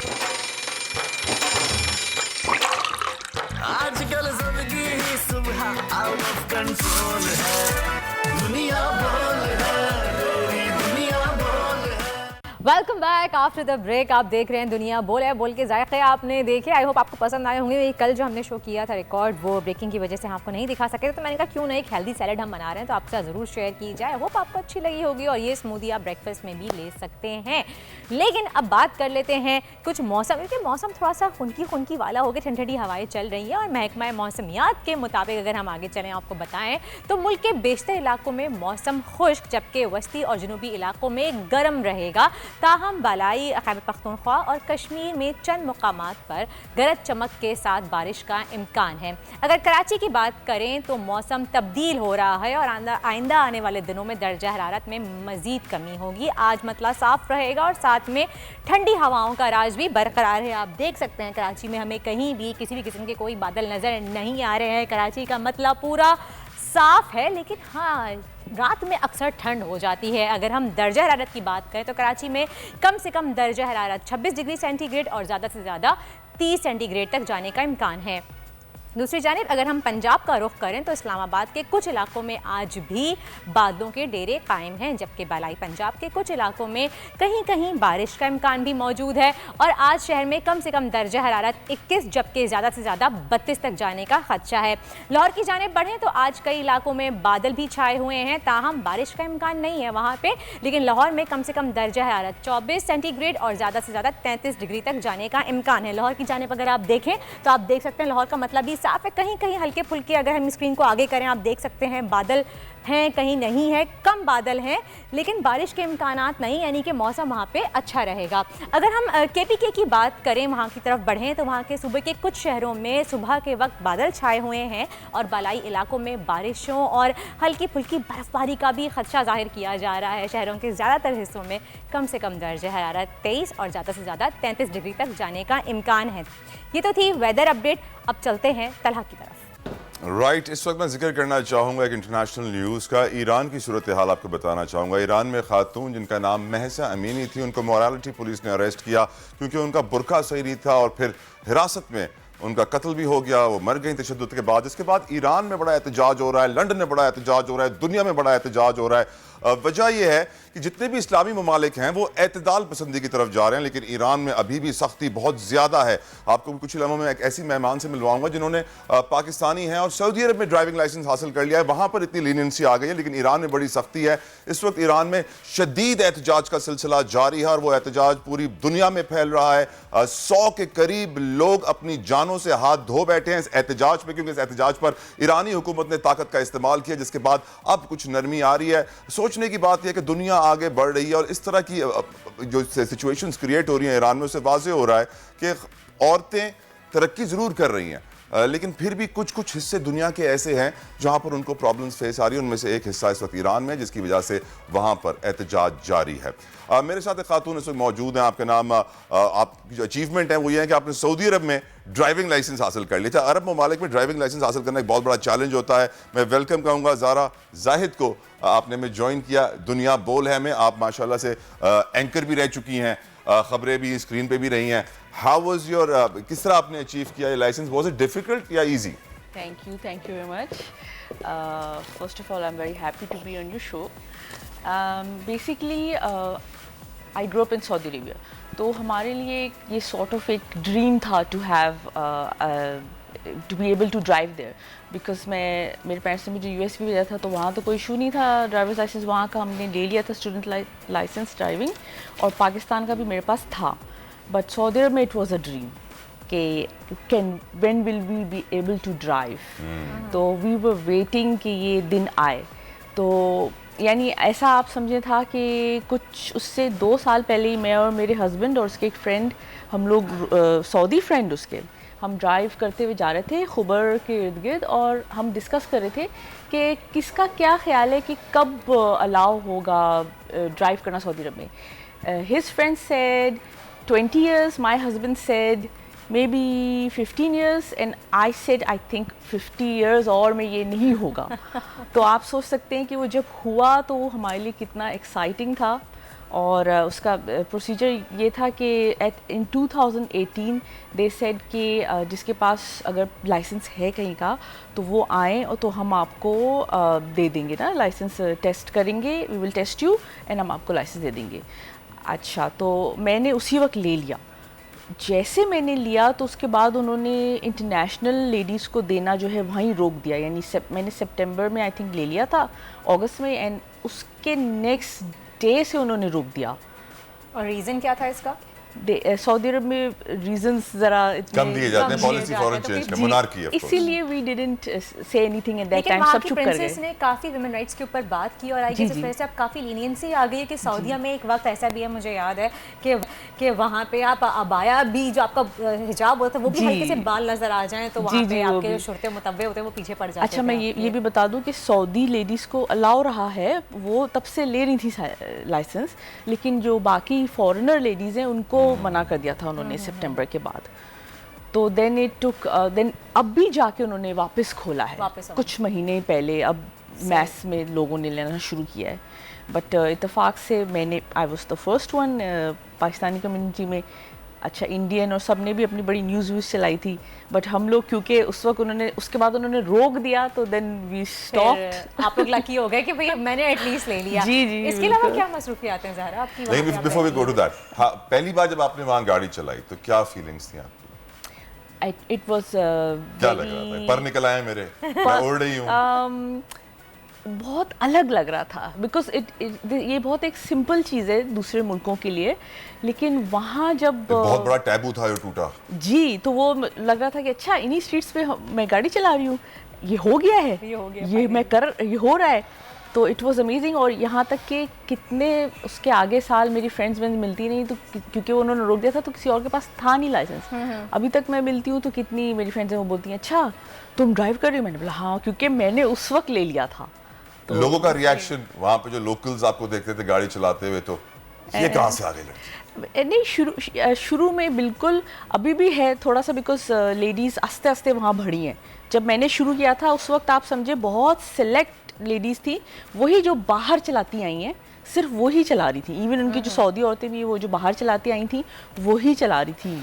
तो अब जाके बहुत चला रही हैं। अब तो जैसे एवरी थर्ड, आप ऐसे समझें कि इतना अरसा हो गया है, लेकिन अभी भी जब मैं रोड पे, I am driving my self, मुझे लाइसेंस मिल चुका है, मैं देखती हूँ तो मुझे एक सेकंड लगता है कि ओ हाँ, सऊदी अरब में तो सब अलाउ हो गया है एंड इट्स नॉर्मल। मैं भी अभी तक, क्योंकि इतने साल हम लोग ये चीज़ हमें नहीं मिली। Thank you so much Zara, बहुत बहुत शुक्रिया, आपने अपना टाइम दिया। लेकिन हाँ, ये बात वाकई हकीकत है कि जब उसे वहाँ पे आपको एक पैक जगह में रखा जाए, आप किसी मेल के बगैर, आप किसी महरम के बगैर आप वहाँ पे बाहर नहीं निकल सकते उन रोडों पे, वहाँ पे जब खुद अकेले गाड़ी चलाई जाए तलहा, तो वाकई आपको एक बहुत बड़ी फ्रीडम का एहसास होता है, आपको यकीन नहीं आता। और न्यूज़ में आप जानती हैं, यूए की प्रिंसेसेस हों, सऊदीया की प्रिंसेसेस हों, दुनिया में कहाँ कहाँ असाइलम लेके भागी हुई हैं, सारी खबरें हमारे सामने आई हैं। तो इसलिए औरतों को वहाँ पे हुकूक मिलना एक बड़ी बात, एक बड़ी अचीवमेंट है। उम्मीद करते हैं कि ईरान में भी ऐसा ही हो। आई मीन, और तलब एक सोशल मीडिया की न्यूज़ भी आपके पास है? नहीं, मेरे पास नहीं है। सुना है कोई वीडियो है जो चलाना चाहते हैं। हाँ, एक बहुत ही फेमस यूट्यूबर है, अक्सर हमारे शो पर भी आते रहते हैं, सलमान नौमान ऐसे। तो वो हमें अपनी नई नई वीडियो में कुछ अक्सर हंसाते रहते हैं, कुछ नया लेके आते हैं। लेकिन आज आपके चेहरे पर मुस्कुराहट किस तरह से बिखेरेंगे, ये हम देखते हैं। कि हमारे पास एक वीडियो है, वो शेयर करते हैं आपके साथ, और हम भी देखते हैं, एंजॉय करते हैं। देखिए क्या कर रहे हैं आखिर। वर्दा, आप मुस्कुरा रही हैं, कसम है मुझे बिल्कुल हंसी नहीं आ रही है। मेरे ख्याल से बहुत हाई एंड कंटेंट है, बहुत इसके अंदर इंटेलेक्चुअल बातें थी, और ये व्यूअर्स के लिए बहुत ज़रूरी था। मुझे ऐसी आ रही कि तलहा, चले खैर हम एक ब्रेक की तरफ बढ़ते हैं। ब्रेक की तरह मुझे आप बताएं कि आपने ऐसी गुलाब जामुन पहले टेस्ट की है? ब्रेक आपने टेस्ट की है तलहा? आजकल सबकी ही सुबह आउट ऑफ कंट्रोल है, दुनिया बोल है, तेरी दुनिया बोल है।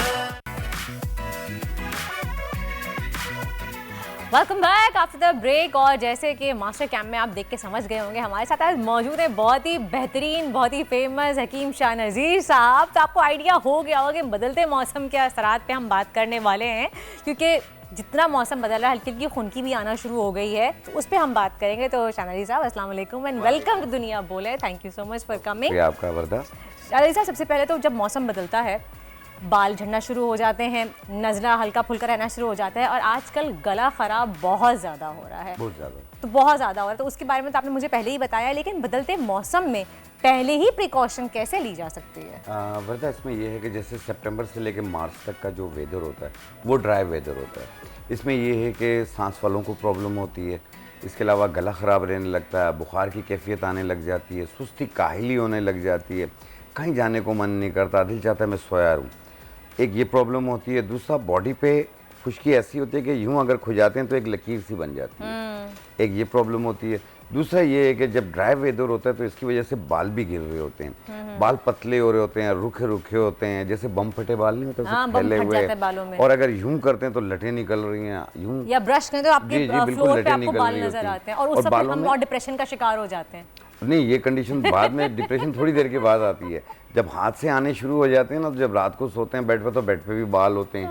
इसके अलावा शावर लेते हैं तो तब भी बाल, तो उसमें बाद डिप्रेशन शुरू हो जाती है कि अल्लाह ये क्या हो गया। मुझे तो हालांकि खिज़ां का जो मौसम है, जो खिज़ां का मौसम स्टार्ट हुआ है, इसमें यही होता है कि जब दरख्तों के पत्ते गिर रहे होते हैं तो इस तरह बाल भी गिर रहे होते हैं। अच्छा, दरख्त के पत्ते फिर भी जल्दी निकलते हैं, मुझे लगता है कि हमारे बाल बड़े मुश्किल से निकलते हैं, गिरते अगर 200 हैं निकलता एक है।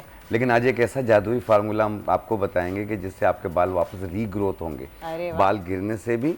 इसके अलावा सर पे जो खुश्की की परत जम जाती है उसके लिए भी बेहतर होगा ये। उसमें यह है कि ईचिंग खारिश बहुत ज़्यादा फील होती है, और अगर बाल निकलते हैं तो उसके साथ खुश्की लगी हुई आ रही होती है। तो ये एक ऐसा फार्मूला मैं बताऊंगा जिससे आपके बाल गिरना भी बंद होंगे और आपकी सोच से भी ज़्यादा, यानी आप अपनी ख्वाहिश के हिसाब से अपने बालों को लंबा कर सकते हैं। अरे वाह, ये सबसे पहले बताएं। अच्छा, सबसे पहले यही बताएं, मैं सुनने के लिए तैयार बैठी हूँ। देखें इसमें, अच्छा, मैं कहना चाहूँगी हमारे व्यूवर्स को कि अगर आप भी कुछ पूछना चाहते हैं तो हमें लाइव कॉल कर सकते हैं। शाह नज़ीर साहब हमारे साथ मौजूद हैं, कोई भी सवाल आपका है आप कर सकते हैं, हमें लाइव कॉल कीजिए, जवाब पा सकते हैं आप। और अभी फिलहाल अपने बालों को बढ़ाने के लिए, बालों की खूबसूरती के लिए बहुत ज़बरदस्त टिप बताने वाले हैं हकीम शाह नज़ीर साहब, नोट डाउन कर लीजिए। इसे 5 साल से लेकर 70 साल वाले तक इस्तेमाल कर सकते हैं। और आप ये एक बात याद रखिएगा, बाल गिरने के जो रीज़न्स होते हैं, कॉन्स्टिपेशन की वजह से बाल गिरते हैं, ज़हनी स्ट्रेस की वजह से बाल गिरते हैं, नाक बंद हो, गले में रेशा गिरता हो, सर दर्द रहता हो, उसकी वजह से बाल गिरते हैं, थायराइड पेशेंट के बाल गिरते हैं, पीसीओ पॉलिसिस्टिक ओवरी जिनको, उनके बाल गिरते हैं, जिनको डायबिटीज़ हो उनकी वजह से भी बाल गिरते हैं, या हार्मोनल चेंजिंग्स हों। जब हार्मोन्स चेंज होते हैं तो जिस्म के बाल बढ़ रहे होते हैं और सर के बाल गिर रहे होते हैं, याद रखिएगा। तो इसमें देखें, ये सबसे पहली चीज़ हम डाल रहे हैं, ये है कलौंजी का तेल। कलौंजी, अच्छा वर्दा ये खोलना, ये स्लिप हो रहा है मेरे हाथ से। कलौंजी का तेल। एक बूटी आती है नागर मोथा, गोल गोल दाने होते हैं इसके, नागर मोथा, ये उसका ऑयल है। इसका वजन आप लेंगे 60 ml, थोड़ा सा गाढ़ा तेल होता है ये, 60 ml। एक बूटी आती है उष्णा, इसे पत्थर का फूल भी कहते हैं, ये उसका ऑयल होता है, ये भी 60 ml। अच्छा, ये 60, इससे ये ऑयल आपको इजीली मिल जाएगा पंसारी बिल्कुल की दुकान बिल्कुल, हर से? पंसारी की दुकान पे मिल जाता है। ये कलौंजी का तेल है, ये कलौंजी का तेल 30 ml, सबके अलग अलग वजन है। अच्छा, 60 ml किसका वजन डाला सबसे पहले दोबारा बताइएगा। देखें, रोगन नागर मोथा, नागर मोथा नोट कर लीजिए। एक बूटी आती है नागर मोथा का तेल, ये 60 ml है। रोगन उष्णा 60 ml है। एक बूटियों का मिक्सचर जाता है अक्सीर जुल्फ के नाम से, ये उसका तेल है। आप याद रख सकते हैं कि जुल्फों को बढ़ाने के लिए अक्सीर जुल्फ, ये 30 ml लेना है, सबके वजन अलग अलग हैं। सही। रोगन अक्सीर जुल्फ दराज, ये भी 30 ml। सही। आप लोग कद्दू खाते हैं, उसके बीज होते हैं, ये उसका तेल है, कद्दू का तेल, ये है 30 ml, 30 ml। सही। और एक मुख्तलिफ बीजों का, खाली बोतल का इंतजाम कर लें प्लीज, और ये तेल मैं लेके जाऊंगी। मुख्तलिफ बीजों का मजमूआ होता है, ये उसका तेल होता है रोगन, इसे साहिल नबताती रोगन कहते हैं। साहिल नबताती रोगन, साहिल नब, ये 120 ml है। ये डबल क्वांटिटी में, ये डबल क्वांटिटी में होता है। ठीक ठीक। और इसमें हम डालेंगे, ये बालछड़ है, ये तकरीबन 1 इंच का टुकड़ा है, इसमें आ गया। आंखों में जो सुरमा डालते हैं जी, ये वो है, ये पंसारी से खुला हुआ मिल जाएगा आपको। मैं इसमें चम्मच में दिखा दूं आपको। सही। अच्छा, सुरमे से क्या फायदा का बाल काले? ये बालों की रीग्रोथ के लिए होता है। अच्छा, सुरमा बालों की रीग्रोथ। देखें, ये 1 चम्मच हमने डाला। सही। इसे मिक्स करके 1 घंटा धूप में रख लें, आपका ऑयल तैयार हो गया। और ये तेल सिर्फ बालों की जड़ों में लगाएं, 2 घंटे के बाद धो लें, या रात को लगा लें, सुबह धो लें, 1 दिन छोड़ के करना है। और देखिएगा 10-12 दिनों में आपके बाल गिरना बंद हो जाएंगे। उसके बाद जैसे फ्रंट खाली होता है, बैक खाली होता है, बाल पतले हो रहे हैं, ये मोटा होने शुरू हो जाएंगे और तेज़ी से रीग्रोथ होगी इनकी। आप अपनी ख्वाहिश के हिसाब से अपने बालों को लंबा कर सकते हैं, क्योंकि जब भी मैंने ये ऑयल बताया, जिन्होंने भी इस्तेमाल किया, जैसे गर्दन तक बाल हैं तो कमर तक आ जाएंगे, कमर तक हैं तो घुटनों तक आ जाएंगे। आपका हकीम शाह नज़ीर साहब का जादुई तेल का नुस्खा आप नोट डाउन कर लीजिए। अगर नहीं किया तो आप ऑनलाइन हमारे यूट्यूब से भी जाके ले सकते हैं। लेकिन हकीम साहब, एक और मसला भी होता है कि जब इंसान डिप्रेशन और एंजाइटी का शिकार होता है तब भी बाल झड़ते हैं। आप ये तेल लगाएंगे अगर, लेकिन तब भी अगर आपकी ज़िंदगी में, आप ज़िंदगी से खुश नहीं है, क्योंकि ज़िंदगी एक ऐसा हिस्सा है हमारा कि जहाँ पे कभी कभी हम खुश भी होते हैं, हमारी गम भी आते हैं, हम कभी कभी होता है कि हमें हर दुनिया की नेमत मुहैया होती है लेकिन तब भी हमें अंदर से सुकून नहीं मिल रहा होता। तो इसकी क्या वजह है जिसकी वजह से हम एंजाइटी डिप्रेशन का शिकार हो जाते हैं? हम क्यों सब कुछ पाने के बाद भी उदास रहते हैं? या बहुत से लोग ऐसे भी होते हैं जिनके पास कुछ भी नहीं होता लेकिन फिर भी वो खुश होते हैं। तो ये आखिर वजह क्या है? खुशी की हर चीज मौजूद होती है, तब भी उदास रहते हैं, तब भी उदास रहते हैं, सेटिस्फैक्शन नहीं होती, परेशान रहते हैं। दिमाग एक फिल्म की तरह चल रहा होता है। इसीलिए हमारे पास एक मोटिवेशनल स्पीकर है हकीम शाह नज़ीर साहब, हमने उसका भी इंतजाम किया हुआ है कि हम उनको इनवाइट करेंगे अपने शो पे। हमारे साथ मौजूद हैं उमैर जालियावाला और उनसे जानेंगे कि किस तरह से आप खुश रह सकते हैं। एंजाइटी डिप्रेशन को अगर आप शिकार हैं तो उसको कैसे अपने दिमाग से, अपने जहन से हटा सकते हैं। तो अस्सलाम वालेकुम उमैर जालियावाला साहब एंड वेलकम टू दुनिया बोल है। कहते हैं कि जनाब भाई की गुर्बत जो है वो अगर आप गुर्बत में हैं तो आपके पास ऑलरेडी टेंशन का अंबार लगा हुआ है, आपके पास पैसों की कमी है, वसाइल की कमी है, तो वैसे ही परेशान होते हैं। लेकिन बहुत से लोग ऐसे भी होते हैं जालियावाला साहब कि जिनके पास दुनिया की तमाम आसाइशें मौजूद होती हैं लेकिन तब भी वो अंदर से खुश नहीं होते। तो इसकी वजह क्या है? जी वालेकुम अस्सलाम, थैंक यू आपका शो पे बुलाने के लिए। बिल्कुल ऐसा होता है कि आपके पास बाहर बहुत खूबसूरत गाड़ी खड़ी हो, आप वो गाड़ी चलाते भी हो लेकिन आप बहुत अजीब महसूस करते हो, क्योंकि खुशी का ताल्लुक चीज़ों से नहीं है, बाहर की चीज़ों से नहीं, बल्कि अंदर की इंटरप्रिटेशन जो हमने मीनिंग अटैच किया है, जैसे हमारा दिमाग उसको प्रोसेस कर रहा है उससे है। और आपको पता है कि लोगों के दिमाग में अगर ग्रीड भरा हुआ हो कि मेरे पास सब कुछ हो, अगर लोगों के दिमाग में ये भर जाए कि मैं हर जगह पे मौजूद हूँ, बस मैं ही मैं हूँ, तो उसकी तो कोई हद नहीं होती। वो दीवानापन इंसानों को नाखुश रखता है।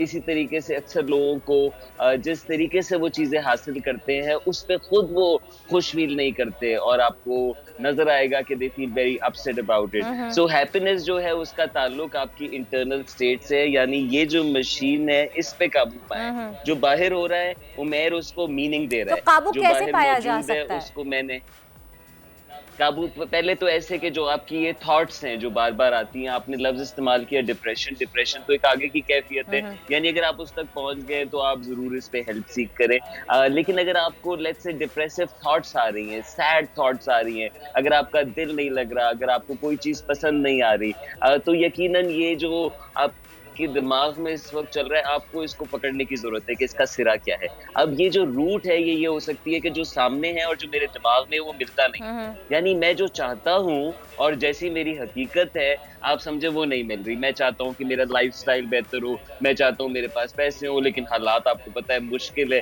अब जब भी ऐसी कैफियत होती है तो हमारा दिमाग जो है वो हमें नेगेटिव इमोशंस की तरफ डालता है। अब इसमें दो चीजें मैं कर सकता हूँ, बड़ा आसान हल है, या तो मैं हकीकत बदलूं या अपनी सोच बदलूं। आइडियली हमें दोनों बदलने की जरूरत होती है, यानी हम हकीकत में भी कुछ ना कुछ नहीं कर रहे होते। गरीब सिर्फ गरीब इसलिए नहीं होता कि वो पैदा हो गया गुर्बत के अंदर, उसके पास वसाइल नहीं है, बल्कि गरीब इंसान अपनी सोच से भी होता है। जब वो चॉइसेस ना देख पाए, आप देखें कि दो लोग उठते हैं, एक के मिनट की कीमत हजारों में होती है, एक पूरा महीना काम करता है हजारों में। यकीनन उनकी सोच में तो दूसरे जो मैंने बात की थी कि हकीकत भी बदले और दूसरी जो बात है कि अपनी सोच भी बदले। आपकी सोच अपने बारे में, आपकी सोच कि आप क्या कर सकते हैं इस जिंदगी में, क्या मुमकिन है, हो सकता है उसमें गुर्बत छुपी हुई हो, लिमिटेशन छुपी हुई हो। तो ये दो आप जाविये पकड़ लें आज के लिए कि मेरे दिमाग में जो है और जो हकीकत में, या तो हकीकत बदलनी है या दिमाग को बदलना है। मैं सजेस्ट कर रहा हूँ दोनों पे काम करें। हकीकत बदलने के लिए बहुत सारा एक्शन चाहिए, लेकिन अक्सर लोग आप देखें सुबह से शाम तक एक्शन करते रहते हैं। ऐसा नहीं है कि गरीब मेहनत नहीं करता, आप देखें शायद वो बहुत ज्यादा मेहनत करता है, लेकिन क्या नहीं कर रहा, उस मेहनत के पीछे सोच नहीं लगा रहा, उस अमल के पीछे विजन नहीं लगा रहा। अब देखिए मैं सोच अगर नहीं लगाऊंगा तो मैं फिर मुझ में और खोते में क्या फर्क है, राइट? इंसान को शर्फ इसलिए मिला है कि वो सोच सकता है, क्या सोच सकता है। लेकिन जालियावाला साहब हम बिल्कुल अपनी सोच सही कर सकते हैं, लेकिन जो मुल्क के हालात चल रहे हैं, जो मईशत के हालात चल रहे हैं, महंगाई इतनी ज़्यादा हो गई कि मिडिल क्लास तबका जो मैं कहूँगी वो सबसे ज़्यादा सफ़र कर रहा है। तो इस माहौल में अपने मिजाज को कैसे तब्दील किया जा सकता है?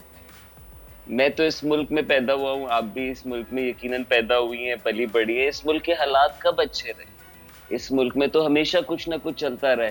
मैं कराची में पला बड़ा, उसमें वायलेंस भी था, हमने इकोनॉमिक डाउनटर्न्स भी देखे, IMF भी हम पहली बार नहीं गए। तो मेरी जितनी उम्र हुई है वो हालांकि यंग एज है, मैं 36 साल का हूँ, लेकिन मुझे लगता है पाकिस्तान मुसलसल ऐसी कैफियत से गुजरता रहता है। माना कि फ्लड आया है, माना कि पेंडेमिक ने हिट किया है, माना कि इकोनॉमिक क्राइसिस है, माना कि ये डाउन टर्न है, लेकिन जिंदगी जो है वो सीजन्स की मानंद है। उसमें हर वक्त खाने वाला नहीं होता, हर वक्त फ्रूट वाला नहीं होता, बहुत वक्त मुशक्कत वाला भी चाहिए, बीज लगाने वाला चाहिए। तो आज हमसे कुदरत ये डिमांड कर रही है कि हमने बड़े बीज फोड़े, पूरी दुनिया से फोड़े। आज कुदरत ये डिमांड कर रही है कि अब तुम बीज लगाने वाले बनो। हमने अच्छा टाइम भी देखा है इस मुल्क के अंदर, बहुत हमने ग्रो किया है कुछ इंडस्ट्रीज के अंदर। आज आप देखें डिजिटली हम कितना ग्रो कर रहे हैं, तो मौके हम सब जानते हैं पाकिस्तान के पास बहुत आते हैं। आज का वक्त हमसे ये डिमांड कर रहा है कि हमने और ज्यादा करना है, हमने और ज्यादा ऐसे बीज लगाने हैं ताकि अगर ये मुश्किल वक्त गुजर जाएगा लेकिन दोबारा भी आएगा, तो आप उसकी तैयारी के लिए सोचें, ताकि आप ज्यादा मेहनत जो इस टाइम में करें वो ऐसे फ्रूट्स आपको दे सके जो कि आपको प्रॉस्पेरस बना सके। तो मुश्किल वक्त है, लेकिन मुश्किल वक्त हीरोइज्म निकालते हैं, मुश्किल वक्त हमें क्रिएटिविटी, हमारी तख्लीकी सलाहियत को भी निकालते हैं। True, thank you so much Jallianwala साहब, बहुत बहुत शुक्रिया। ये एक ऐसा एडवेंचर है जिससे हम अपने आप को एक क्रिएटिविटी सकते हैं, हम खुद अपने आप को क्रिएटिव कर सकते हैं। हमें उम्मीद नहीं छोड़नी चाहिए, विजन अच्छा रखना चाहिए, सोच अच्छी रखनी चाहिए, ताकि तमाम तर चीज़ें आगे अच्छी चलती रहें। जी हकीम साहब, आपकी तरफ वापस आऊँगी कि आपने तेल तो बना दिया ज़बरदस्त सा बालों को झड़ने के लिए, और जालियावाला साहब ने तरीका भी बता दिया कि किस तरह से आप अपनी सैडनेस को दूर कर सकते हैं। लेकिन एक बहुत बड़ा मसला है क्योंकि मौसम बदल रहा है तो गला भी अक्सर ख़राब रहता है, उससे कैसे बचा जा सके? देखिए, गला अगर जैसे ख़राब हो रहा है उसकी वजह से बुखार सा फील होता है, गले में रेशा भी आ रहा होता है, सर दर्द भी महसूस होता है। तो एक ये घास की तरह होती है, इसे हंसराज बूटी कहते हैं। हंसराज बूटी, इसकी तकरीबन 1 चाय वाली चम्मच को आप ऐसे 1.25 कप पानी में डालेंगे। और ये एक बूटी आती है गुले गाव जुबान, गुले गाव जुबान, ये भी 1 चाय वाली चम्मच। गुले गाव जुबान और हंसराज बूटी, हंसराज, जी हाँ, इसे ऐसे मिक्स कर लें और इसे एक जोश दे दें जो शानदार बन जाएगा आपका कहवा टाइप का। और 1 कप रोजाना एक टाइम पिएं, आपकी नज़ला, जुकाम, खांसी, गला ख़राब ये सब सही होना शुरू हो जाएगा। और जब ठीक हो जाए आप इसे रोक दीजिए। कोशिश करें ठंडा पानी, कोल्ड ड्रिंक या चिकनाई वाली चीज़ें कम इस्तेमाल करें। इस मौसम में साइनसाइटिस एलर्जी के साथ साथ अस्थमेटिक एलर्जी होती है, जिसकी वजह से सांस आपको दमे की शिकायत होने लग जाती है। तो सांस जा रहा होता है लेकिन निकल नहीं रहा होता, ऊपर वापस नहीं आ रहा होता, तो ये दमा कहलाती है। इनहेलर भी यूज़ करते हैं, बहुत सारी चीज़ें यूज़ करते हैं। तो जो आपके डॉक्टर का मशवरा है उसको आप जारी रखिएगा, उसको रोकना नहीं है, जो उसकी मेडिकेशन है रोकनी नहीं है। और ये एक फूल आते हैं गुले ज़ूफ़ा, ये देखिए आप, इसके ये है गुले ज़ूफ़ा, इसकी 1 चम्मच के बराबर ऐसे 1.25 कप पानी में डालें और जोश दे दें, कहवा बन जाएगा। 1 कप रोज़ाना पिएं। वैसे अगर तकलीफ़ ज़्यादा हो तो दिन में 2 मरतबा इस्तेमाल करें, और जब तकलीफ़ कम हो जाए इसे 1 बार यूज़ करें। जब कंट्रोल में आ जाए आप इसे रोक भी सकते हैं आप। और अपना इनहेलर या डॉक्टर की दवाएं वो डॉक्टर के मशवरे से उसमें रद्द-बदल कीजिए। इंशाल्लाह आपकी बहुत सारी दुआएं बोल के साथ होंगी। इंशाल्लाह। थैंक यू सो मच हकीम शानानी साहब, बहुत बहुत शुक्रिया। आपने हमें इतना अच्छा नुस्खा बताया, आपने हमें अस्थमा के लिए बताया कि जो आजकल इस मौसम में बहुत ज़्यादा लोगों को शिकायत रहती है अस्थमा की, प्लस आपने हमें बाल झड़ने का नुस्खा बताया जिससे हम सब परेशान रहते हैं। तमाम ख़वातीन मेरे ख्याल से खुश हो गई होंगी। और आपने एक और भी नुस्खा बताया जिसके ज़रिए हम अपने गले की खराब रखना, बालों का, जो मेरी अपनी बेटियाँ यूज़ कर रही हैं। अरे वाह! और मैं अपनी कभी बेटी ला के दिखाऊंगा, वो 5 साल की है, उसके बाल कमर से भी नीचे माशाल्लाह माशाल्लाह। चलें जी, एक खाली बोतल लेके आई, बोतल भर के रखिए, तेल में लेके जाऊंगी और शो का वक्त खत्म हो चुका है। Thank you so much once again. उम्मीद करते हैं आपको हमारा शो पसंद आया होगा, खासतौर पे आज के नुस्खे बड़े पसंद आए होंगे आपको। अगर मिस कर दिया है आपने तो जरूर देखिएगा यूट्यूब पे हमारे। इसी के साथ ही आज के शो से आपसे लेते हैं इजाजत। कल फिर मुलाकात होगी आपसे सुबह 9 बजे। देखना मत भूलिएगा दुनिया बोल है। Till then take good care of yourself and अल्लाह हाफिज।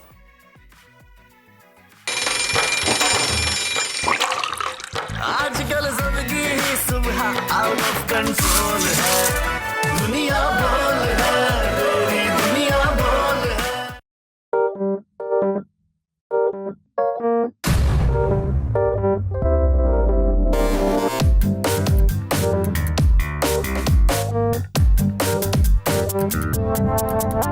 कुछ खेल के करेगा ये खिलाड़ी अपना सीन ऑन, देख लो भाई देख लो है आखिरी खिलाड़ी कौन। कौन, आखिरी खिलाड़ी कौन, कुछ कुछ कुछ खेल के करेगा ये खिलाड़ी अपना सीन ऑन, देख लो भाई। यहाँ ऐसा कुछ नहीं होगा, दिमाग चलाओ, जवाब बताओ और लाखों ले जाओ। आखिरी खिलाड़ी कौन? सबसे ज्यादा व्यूज, सबसे ज्यादा रील्स और सबसे ज्यादा रेटिंग के साथ बोल अब भी नंबर 1 पोजीशन पर बरकरार। सब्सक्राइब करें और बेल दबाएं ताकि कोई खबर रह न जाए।